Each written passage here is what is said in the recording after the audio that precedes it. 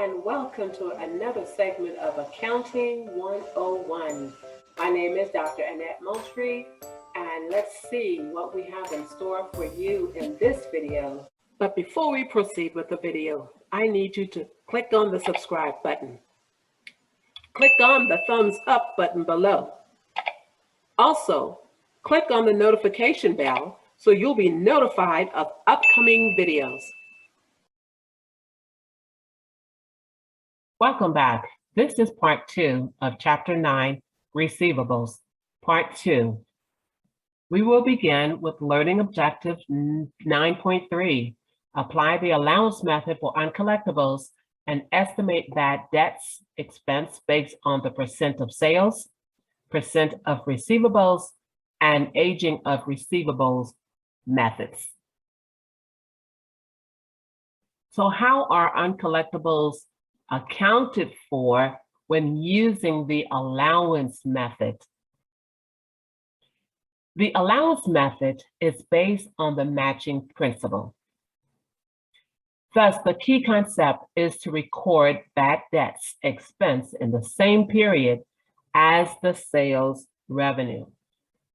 The allowance method is a method of accounting for uncollectible receivables in which the company estimates bad debts expense instead of waiting to see which customers the company will not collect from. To do this, we will rely on past experience and our understanding of the axiom that the older accounts receivables are, the less likely it is that we will actually collect them. The offset to the expense is a contra asset account called allowance for bad debts or allowance for doubtful accounts.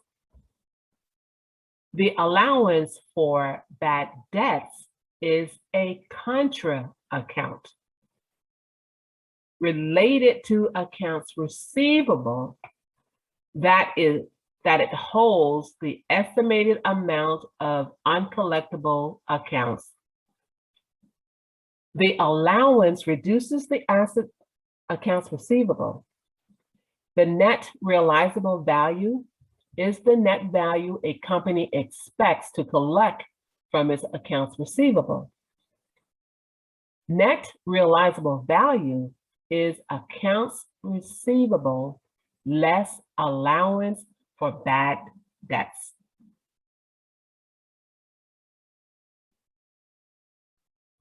Recording bad debts expense using the allowance method. Here in this example, you see, as of December 31st, 2025, Smart Touch Learning estimates that $80 of its $4,400 accounts receivable are uncollectible. So this entry here is a debit to bad debt expense and a credit to allowance for bad debts. Again, the entry to establish the allowance for bad debt associated with accounts receivable balance will include a debit to bad debt expense for $80 and a credit of $80 to allowance for bad debts.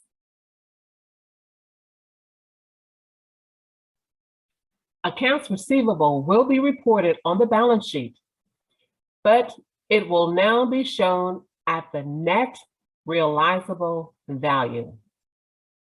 The balance sheet now reports the amount of the accounts receivable that Smart Touch Learning expects to collect, not the $4,400, but the $4,320.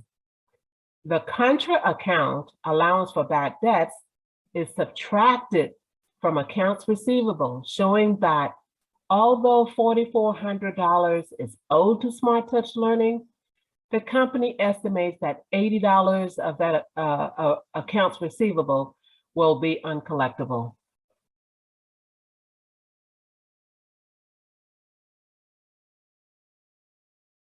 When using the allowance method, companies still write off accounts receivable that are uncollectible. However, Instead of recording a debit to bad expense, as is done when using the direct write-off method, the company will record a debit to allowance for bad debts. Bad debt expense is not debited when a company writes off an accounts receivable when using the allowance method, because the company has already recorded the bad debt expense as an adjusting entry.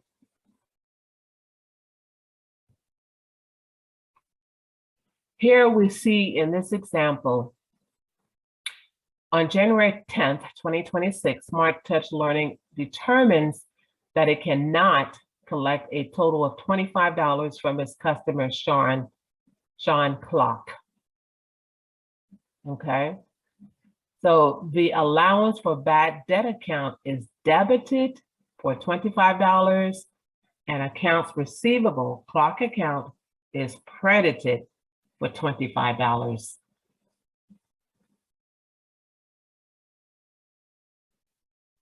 The entry to write off a receivable reduces the amount of the allowance for bad debts account and also the accounts receivable account, but it does not affect the net realizable value shown on the balance sheet. Now, this is because both allowance for bad debts, the contra asset, and accounts receivable, which is an asset, were reduced by the amount of the write-off. So the write-off of a receivable does not affect net income because the entry does not involve revenue, nor does it involve expenses.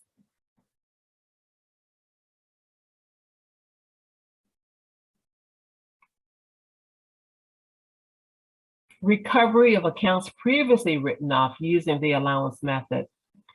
Now, recall that Smart Touch Learning wrote off $25 receivable for Sean Clock on January 10th, 2026.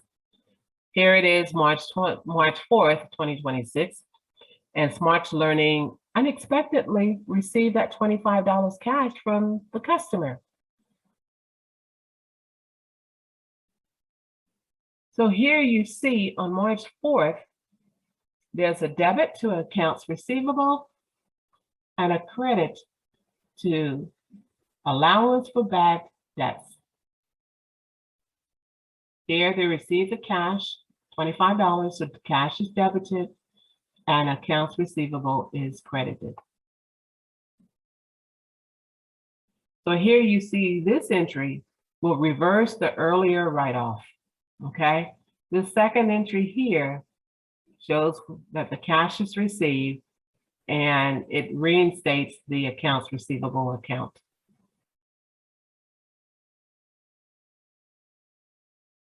Let's look at Exhibit 9-1, direct write-off method versus allowance method.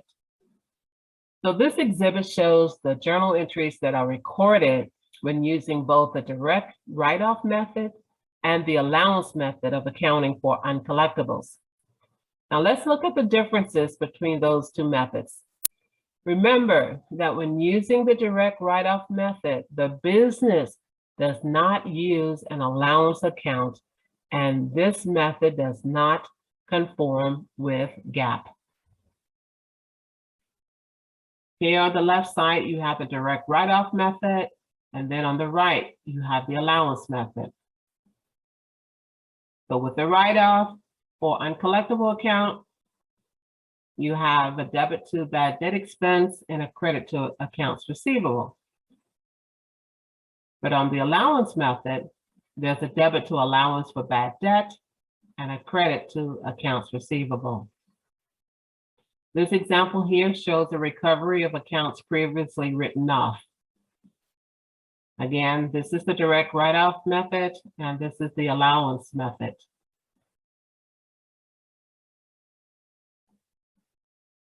Again, remember that when using the direct write-off method, the business does not use an allowance account, and that this method does not conform with GAAP. Estimating and recording bad debt expense using the allowance method. So how do companies determine the amount of bad debts? How do they determine the amount of bad debts expense when using the allowance method? Well, companies use their past experience and also consider the economy, the industry they operate in, and they consider other variables. In short, they make an educated guess. We call that as an estimate, right? And there are three basic ways to estimate uncollectibles. Three basic ways. One is the percent of sales. Second is the percent of receivables. And then there is the aging of receivables. So we're going to talk about the percent of sales method. So the percent of sales method is a method of estimating uncollectible receivables that calculates bad debt expense based upon a percentage of net credit sales. The percentage will be based on experience and an actual assessment of historical patterns. Okay, so the percentage, they're based on experience, and then they're also based on history. Okay, now this method is also called the income statement approach because it focuses on the amount of expense that is reported on the income statement.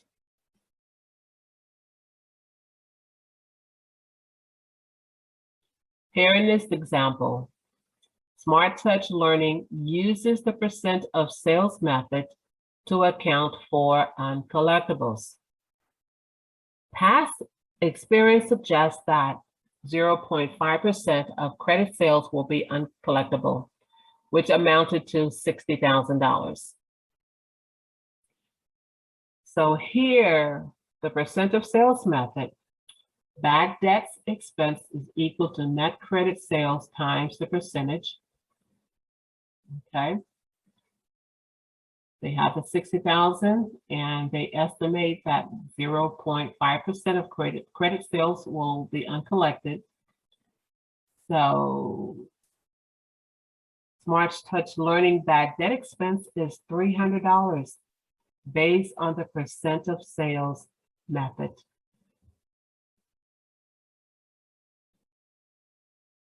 At December 31st, Smart Touch Learning records the following adjusting entry to recognize bad debt expense for the year.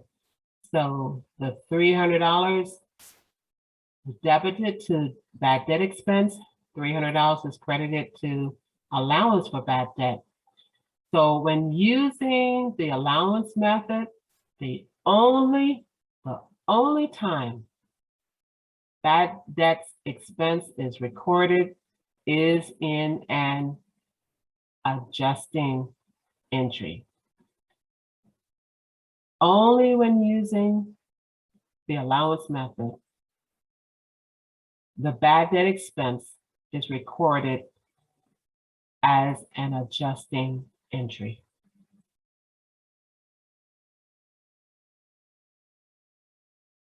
After posting the adjusting entry, Smart Touch Learning has the following balances in its account that you see here. But we want you to ignore the previously recorded reversal of the write-off and assume collections on the account during the year is $58,000.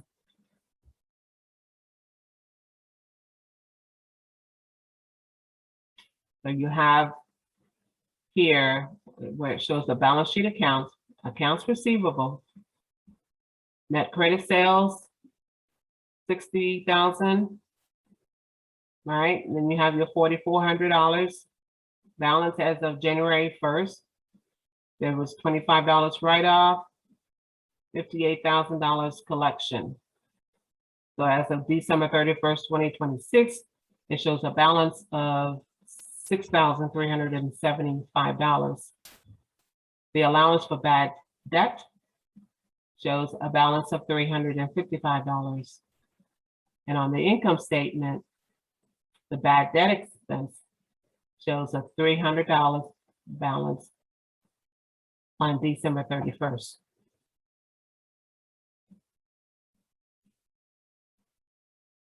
So accounts receivable balance is $6,375, which is a debit balance.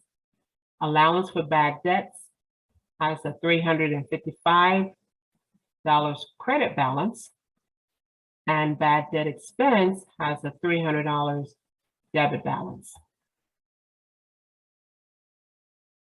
The next method is the percent of receivables method. The percent of receivables method of estimating uncollectible receivables involves determining the balance of the allowance for bad debts account based on percentage of accounts receivable. Now, this approach is called the balance sheet approach because it focuses on accounts receivable, which is a balance sheet account, and it determines a target allowance balance based on a percentage of the receivable balance. So the calculation for bad debt expense under the percent of receivable method is a two-step process. First, the company determines the target balance of allowance for the bad debt. Target balance is equal to the ending balance of accounts receivable times the percentage. And then step two, it determines the amount of bad debt expense by evaluating the allowance account. So the bad debt expense is equal to the target balance minus unadjusted credit balance of allowance for bad debts. Or bad debt expense is equal to the target balance plus the unadjusted debit balance of allowance for bad debts.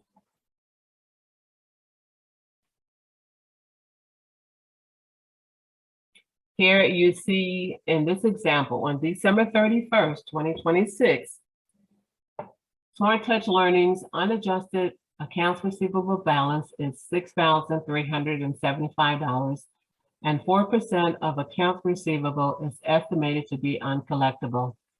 The allowance for bad debts account has a credit balance of $55, so the adjustment is $200.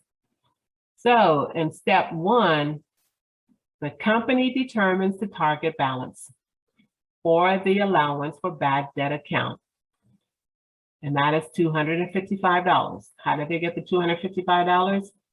It is the $6,375 times the 4%. That's how you got the $255. Next,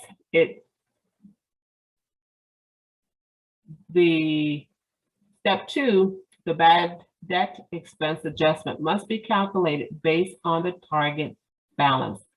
So you have your $255 minus the $55, which is that unadjusted total here, equal your $200.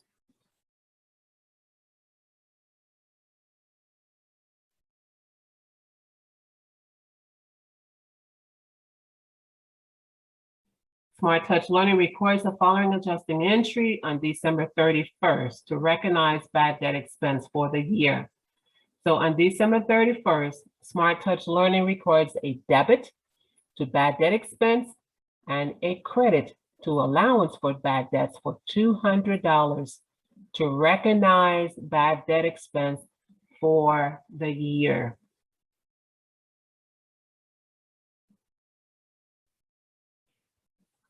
Now, after posting the adjusting entry, Smart Touch Learning has the following balances in its account that you see here. So accounts receivable has a debit balance of $6,375. Allowance for bad debts has a $255 credit balance, and bad debt expense, which is on the income statement account, has a debit balance of $200.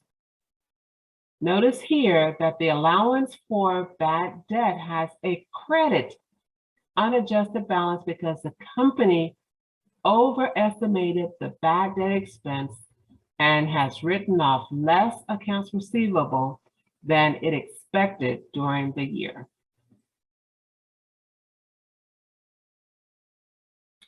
Now, if a company has a debit balance before the adjustment, the calculation for bad debt expense is a little different. Instead of subtracting the unadjusted balance of the allowance for bad debts from the target balance, the unadjusted balance will be added to the target balance.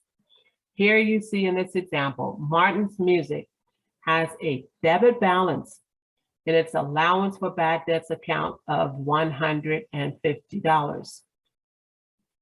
It estimates uncollectible accounts will be 2% of the $40,000 of accounts receivable. Okay. So, because in this example, the allowance account has an unadjusted debit balance, the target balance must be added to the unadjusted balance for the allowance for bad debts to determine the bad debts expense adjustment. So this $150 was added, okay, to this total, right, which is the target balance, to get the $950. So step one, you calculate the target balance. It's always reported as a credit balance, $800, okay? And then in step two, the bad debt expense adjustment must be calculated based on the target balance. So it's the 800 plus the 150 will give you the $950. Okay, so our next method is the aging of receivables method. The aging of receivables method is a method of estimating uncollectible receivables by determining the balance of the allowance for bad debts account based on the age of individual accounts receivable. So we first break the accounts receivable into age groups. Now, each age grouping will have a different expectation of uncollectability. Now, once we know the target balance for allowance for the bad debts, and we know the existing balance of allowance for bad debts, we can determine the bad debt expense as the difference between the two previous totals. So here in this exhibit, it shows the aging of the accounts receivable for Smart Touch Learning. You see the total accounts receivable is $6,375. However, the balance can be broken down into 4 balances. Now, those balances represent various transactions of differing ages. We can tell from this exhibit that our target balance is $185. So you have your age columns here. 1 to 30 days, estimated uncollectibles 1%. 31 to 60 days, 2%. 61 to 90 days, 3%. And over 90 days, 90%. So the 1% of this total, the 4245 is 42. 2% of 830 is 17. 3% of 1200 is 36. 90% of 100, of course, is 90. And when you add these total, you will actually get your target balance of $185.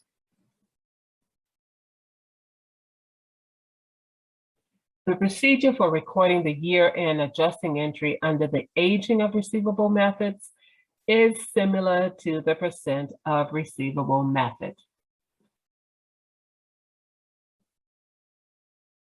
And you see here the aging of receivable method has the same 2 steps as the percent of receivable method. Here in this example, Smart Touch Learning knows the target balance of the allowance for bad debt account is $185. Okay. Smart Touch Learning will determine its bad debt expense by subtracting the $55 unadjusted credit balance in the allowance account from the target balance of $185. So in step 2, calculate the target balance using the aging schedule. It's always recorded as a credit balance. So it's $185, right? And in step 2, the bad debt expense adjustment must be calculated based on the target balance.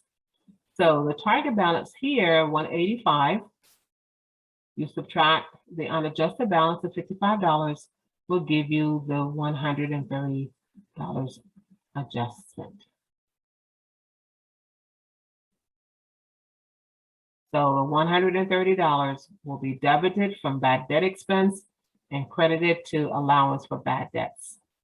This is under the aging of receivable methods.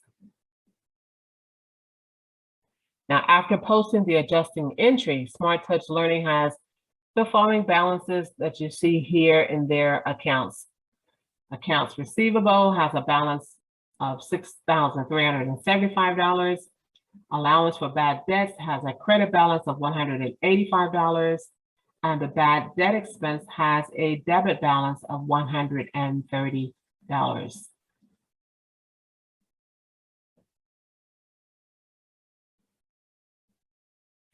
Under the allowance method of accounting for uncollectibles, businesses must estimate the amount of bad debt expense at the end of the accounting period.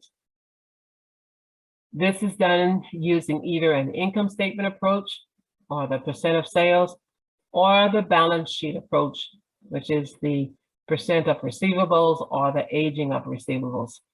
Here you see in Exhibit F9-3. It summarizes the difference among the 3 approaches, okay? Here, the income statement approach, you have the percent of sales method. Bad debt expense is equal to the net credit sales times the percentage. On the balance sheet approach, the percent of receivable method and the aging of receivable method, the steps are the same. Now, this is the end of part 2, learning objective 9.3. We will begin 9.4 in our next video. Thank you for watching. And please, if you haven't already, please click the subscribe button below.